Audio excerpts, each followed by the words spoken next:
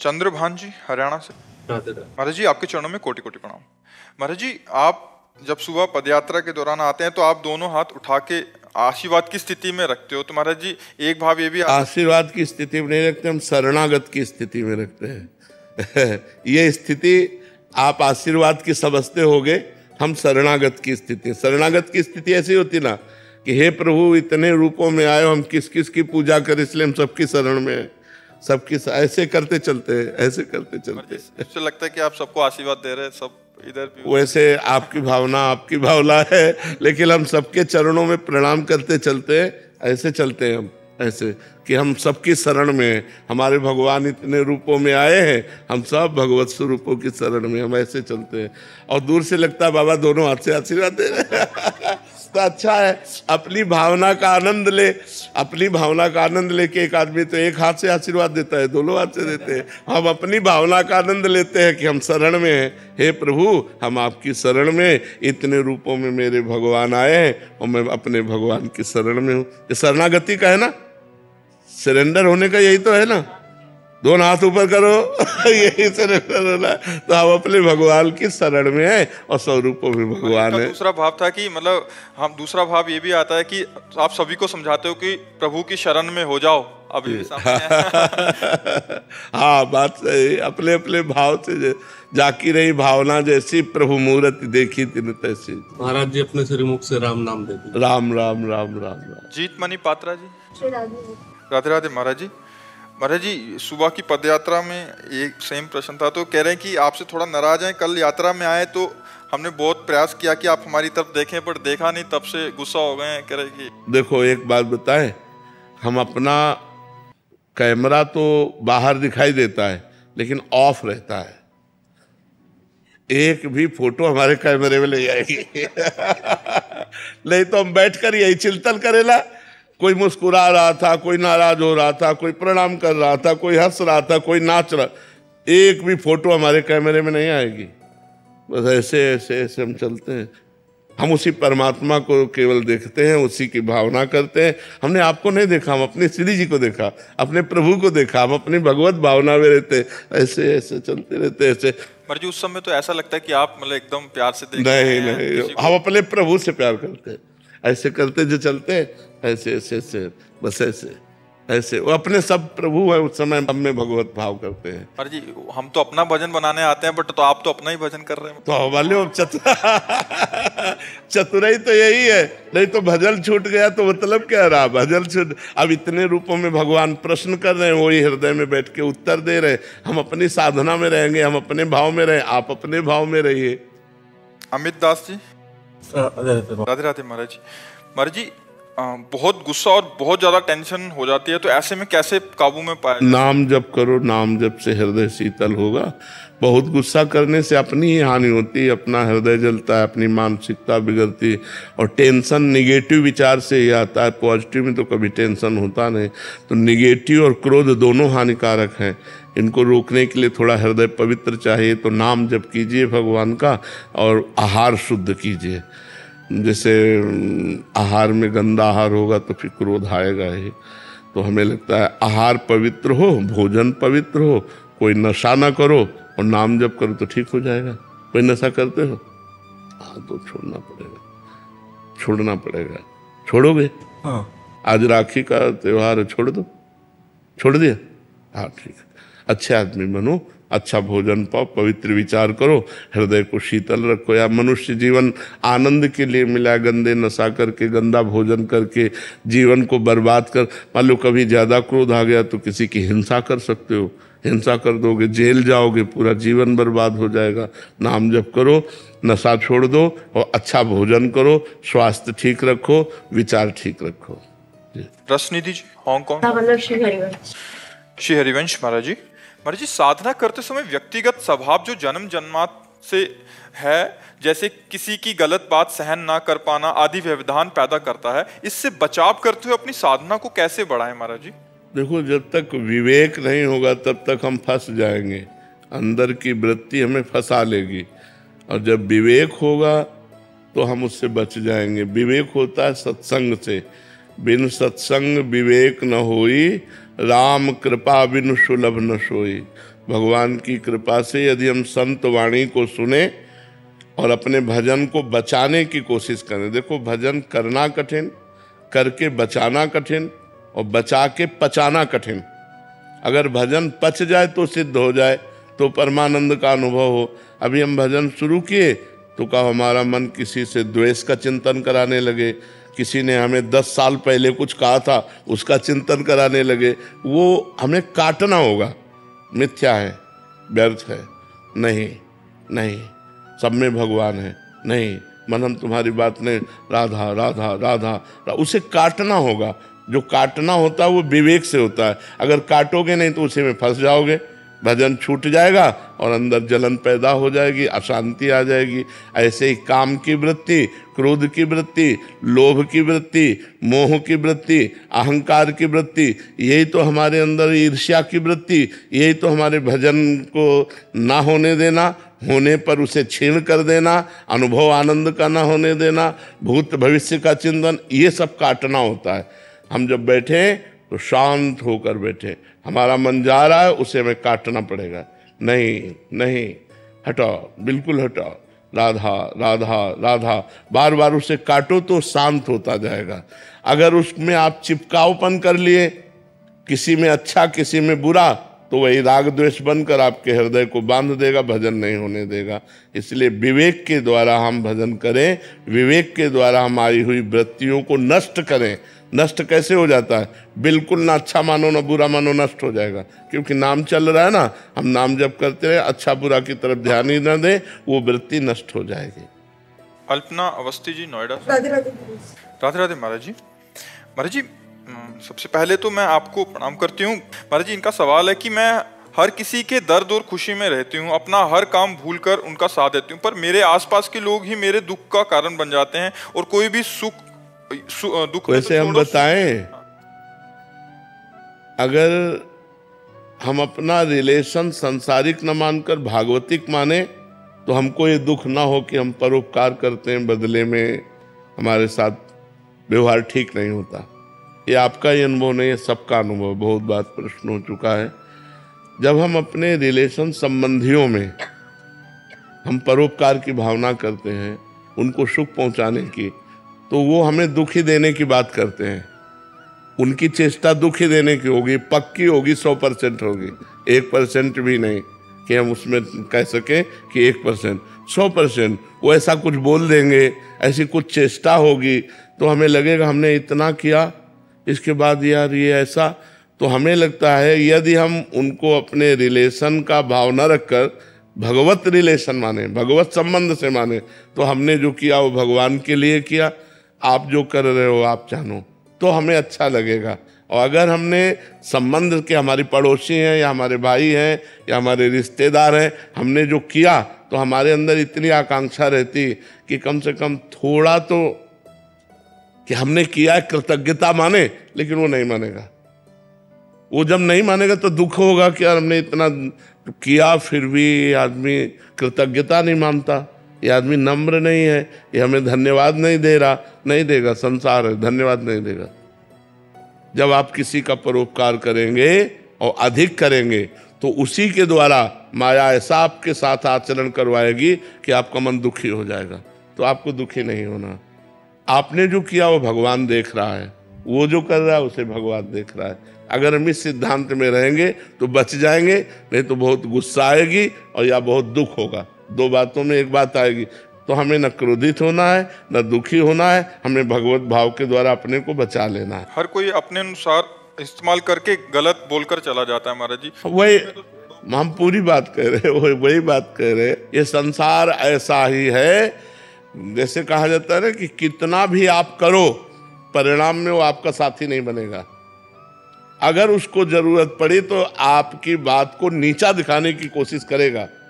वो ये नहीं सोचेगा कि कल इसने हमारे साथ बहुत अच्छा उपकार किया, मैं धन्यवाद देता हूँ और मैं तुम्हारे साथ हूँ। ऐसा संसार नहीं है, संसार का स्वभाव ऐसा नहीं है। वो तुमने जितना किया है उसके बदले में तुम्हें दुख ही देगा, जरूरत पड़ी तो तुम्हारे विरोध में खड़ा हो जाएगा। ऐसा संसार है।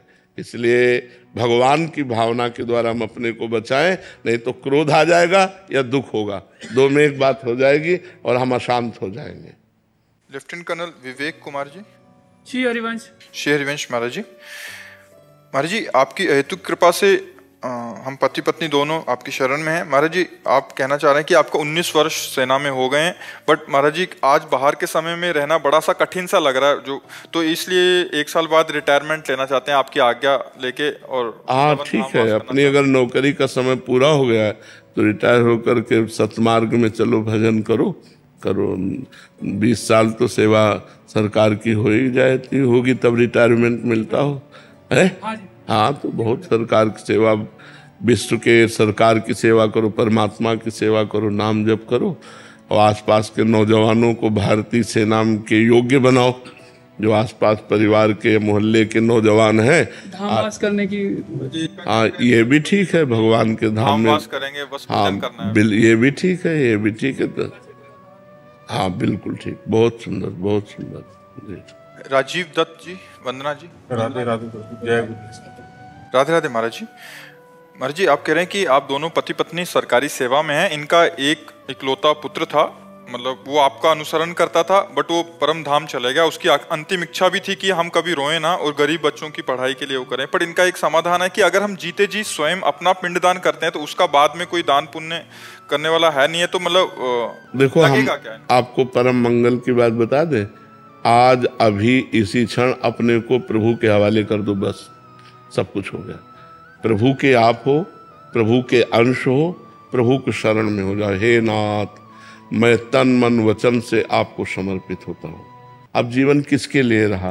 मान लो पुत्र था तो अगर वो बना रहता तो कम से कम मनुष्य जीवन के जो गृहस्थ धर्म का फल है वो फल ही नष्ट हो गया। अब किसके लिए क्या? तो जो बन जाए परोपकार कर दो, नहीं अपने आप को भगवान के हवाले करके नाम जप करो और अब कल्याण कर लो, जिससे पुत्र का भी मंगल हो जाएगा और आपका भी मंगल हो जाएगा। खूब नाम जप करो, अपने पुत्र को भी दीजिए, औरों को भी दीजिए और खुद अपने जीवन को सफल कीजिए। और जो अर्थ हो तो बीमार या बच्चों आदि की जो भी सेवा में लगे लगा दो और अपने को भगवान के चरणों में समर्पित कर दो, तो पिंड दान करने की जरूरत नहीं पड़ेगी, क्योंकि हमने पिंड को ही दान कर दिया, अपने पिंड को ही भगवान को दे दिया, तन मन प्राण सब कुछ भगवान के हवाले कर दिए, तो हमारे पिंडदान की आवश्यकता नहीं, क्योंकि वो भगवान को समर्पित हो गया जी। अमित सिंह जी। राधे राधे। राधे राधे महाराज जी। महाराज जी, मैं ज्ञान योग का अनुयायी हूँ, लेकिन भक्ति मार्ग भी आकर्षित करता है। ज्ञान मार्ग पर चलते हुए पता नहीं चलता कि सही रास्ते पर हूँ या नहीं। इस बात से आश्वस्त कैसे हुआ जाए कि यात्रा सही दिशा में चल रही है? बिना गुरु के तो, बिना गाइड के हम नई जगह कहाँ जा सकते हैं? जैसे हमको यहाँ निधिवन जाना है, रंगनाथ जी जाना है, राधा रमण जाना है, अब हमें पता नहीं तो हमें गाइड करना पड़ेगा। ऐसे किसी ज्ञानी भगवान ने भी गीता में आदेश किया है कि महापुरुष के पास जाकर साष्टांग दंडवत करके उनको गुरु रूप से वरण करके उनके वचनों का पालन करें। ऐसे सुनना और गुरु रूप से वरण कर लेने में अंतर होता है। जब हमारे गुरुदेव बोलते हैं तो बिना विचार किए हम उनकी आज्ञा का पालन करते हैं। तो ये मार्ग चाहे भक्ति मार्ग हो चाहे ज्ञान मार्ग हो, ये पूर्ण गुरु से ही होता है। ध्यान मूलम गुरु मूर्ति, पूजा मूलम गुरु पदम, मंत्र मूलम गुरु वाक्यम, मोक्ष मूलम गुरु कृपा। मोक्ष मूलम गुरु कृपा। तो ज्ञान का मार्ग जो है वो पहले सिद्ध सदगुरुदेव का वर्ण करे, क्योंकि बिना सदगुरुदेव से ये मार्ग ही प्रारंभ नहीं होता। हमें क्या पता हमें क्या करना है, तो गुरुदेव आदेश करेंगे ना। और ज्ञान के मार्ग में शास्त्र जो आदेश करता है, लोक परलोक के भोगों से वैराग्य। बड़ा कठिन है। आप देखो, ज्ञान की बातें कर लेना अलग है, लेकिन जो ज्ञान के सूत्र हैं उनमें सद असद का विवेक, लोक परलोक के भोगों से वैराग्य, शम इंद्रियों का निग्रह, दम मन का निग्रह, मनोनिग्रह, तितिक्षा घोर सहनशील, सर्दी गर्मी मान अपमान दुख सुख सबको, श्रद्धा शास्त्र और गुरु के वाक्यों पर यथार्थ बुद्धि, समाधान चित्त का परमात्मा में स्थित हो जाना, और मुमुक्षुता मैं मुक्त होना चाहता हूँ। ये साधन चतुष्टय के बिना ज्ञान मार्ग में चला नहीं जा सकता। तो हम एक चीज जरूर पकड़े, भगवत चिंतन चल रहा है कि नहीं, चाहे ज्ञान योग से हो, चाहे अष्टांग योग से हो, चाहे कर्म योग से हो, चाहे भक्ति योग से हो। हमारा उद्देश्य है संसार के चिंतन का त्याग करके भगवत चिंतन परायण होना, जिसे हम भगवान कहते हैं, ज्ञानी जन उसे ब्रह्म कहते हैं, योगी जन उसे परमात्मा कहते हैं, भक्त जन उसे भगवान कहते हैं, प्रेमी जन उसे अपने लाल कह के, लाडिले कह के, प्यारे कह के, दुलार, जैसे राधा वल्लभ लाल, बाके बिहारी लाल, लाडली लाल, प्रिया प्रीतम, वही है, तत्व तो एक ही है, अलग अलग जगह से उनको पुकारा गया है। तो हमारा ब्रह्म चिंतन चलना चाहिए, शरीर का चिंतन, इंद्रियों के भोगों का चिंतन, शरीर संबंधियों का चिंतन, दुख सुख का चिंतन, भूत का चिंतन, भविष्य का चिंतन, इन सबको मिटिया मेट कर दे भगवत चिंतन के प्रभाव से, तब उसे शुद्ध ज्ञान प्राप्त होगा। भक्ति से चलो तो ज्ञान प्राप्त हो जाएगा, ज्ञान से चलो तो प्रेम प्राप्त हो जाएगा। आत्मरति से बात बनती है, केवल आत्मज्ञान से नहीं। आत्मज्ञानी तो बहुत मिल सकते हैं, लेकिन आत्म प्रेमी, आत्मरति, रति माने प्रेम, आत्मरति बहुत मुश्किल है कि देह रति छूट जाए। ज्ञान है लेकिन भोगों में भी रति नहीं है, तो ज्ञान किस काम का? ज्ञान है, किसको ज्ञान नहीं है? हमें लगता है सबको ये ज्ञान होगा कि शरीर हम नहीं है, शरीर छूट जाएगा, शरीर नाशवान है, सबको ज्ञान होगा, लेकिन सब शरीर से रति किए हुए है। तो ज्ञान तो है लेकिन उसका प्रयोग नहीं है, क्योंकि भजन नहीं है। बिना भजन के ज्ञान अज्ञान ही है। गोस्वामी तुलसीदास जी कह रहे हैं कि जोग कुजोग ज्ञान अज्ञानु, जहां नहीं राम प्रेम परधानु। जहां भगवान का प्रेम नहीं है, नाम जप नहीं है, भजन नहीं है, वहां जोग कुजोग है और ज्ञान अज्ञान है। सो सब कर्म धर्म जरि जाऊ, जहां न राम पद पंकज भाव। भगवान के चरणों में यदि भाव नहीं, वो सब धर्म कर्म में आग लगे।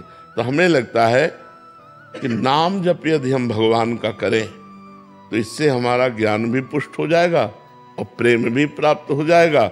और अभी कुछ नहीं हुआ, न ज्ञान न प्रेम, और हम राम हरि राधा बोले, हमारे प्राण निकल गए, तो हमें भगवत प्राप्ति हो जाएगी। इसमें धोखा नहीं है। और ज्ञान, केवल ज्ञान पकड़ोगे बात तो कि ज्ञान के पंथ कृपान के धारा और परत खगेश लगे नहीं वाला, कोई पकड़ने वाला नहीं। और भक्ति को लेके चलोगे तो करो सदा तिनके रखवारी, जिम बालक राखे महतारी। भगवान अपने भक्तों की रक्षा करते हैं और भक्तों में विशुद्ध ज्ञान होता है। जैसे हनुमान जी भक्त हैं तो ज्ञानी नाम अग्रगण्यम बुद्धिमताम वरिष्ठम, परम ज्ञानी महात्मा हनुमान जी महाराज है। गरुण जी, गरुण महाज्ञानी गुण राशि, महाज्ञानी है। विश्वामित्र जी, विश्वामित्र महामुनि ज्ञानी। तो भक्त जितने पाए गए वो सब महाज्ञानी पाए गए। तो हमें लगता है भगवान के चरणों का आश्रय लेकर नाम जप करते हुए सब में भगवत भाव कर लेना, इससे बड़ा कोई ज्ञान नहीं।